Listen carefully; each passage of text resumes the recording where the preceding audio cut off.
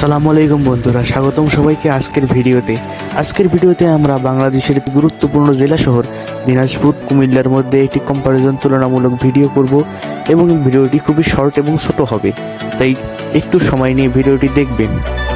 দিনাজপুর হলো বাংলাদেশের উত্তরবঙ্গের একটি জেলা শহর এবং এটি রংপুর বিভাগের দ্বিতীয় বৃহত্তম শহর।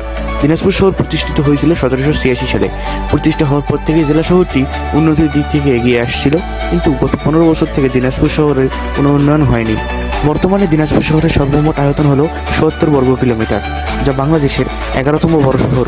বর্তমান সময়ে দিনাজপুর শহরের মোট জনসংখ্যা হলো 4,40,230 জন। যোগাযোগ ব্যবস্থা, শিক্ষা, চিকিৎসার জন্য দিনাজপুর শহর বাংলাদেশের একটি অন্যতম জেলা শহর। দিনাজপুর শহরে মেডিকেল কলেজ ও হাসপাতাল, বিশ্ববিদ্যালয়, দিনাজপুর সরকারি কলেজ, দিনাজপুর জেলা স্কুল, দিনাজপুর সিটি কলেজ সহ নানান শিক্ষা প্রতিষ্ঠান এবং চিকিৎসা কেন্দ্র এখানে রয়েছে। বন্ধুরা, আপনাদের মধ্যে অনেকেই রয়েছেন যারা দিনাজপুর শহরকে উন্নত মনে করেন না। দিনাজপুর শহরে যে অবকাঠামোগুলো দেখা যায় তা আজ থেকে 15 বছর আগেই তৈরি হয়ে গিয়েছিল।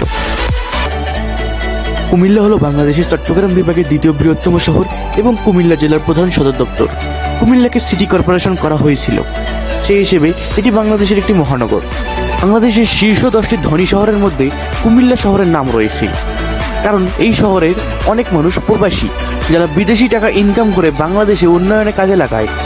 কুমিল্লা শহরের মোট ক্ষেত্রফল হলো 63 বর্গ কিলোমিটার এবং কুমিল্লা হলো বাংলাদেশের 9ম বৃহত্তম শহর, যা বাংলাদেশের ঢাকা, চট্টগ্রাম, রাজশাহী, রংপুর, খুলনা, সিলেট, ময়মনসিংহের পরেই অবস্থান করছে। এই শহরের মোট জনসংখ্যা হলো 7 লক্ষ। জনসংখ্যার বিচারেও এই শহরটি বাংলাদেশের শীর্ষ 10টি জনবহুল শহরের মধ্যে রয়েছে।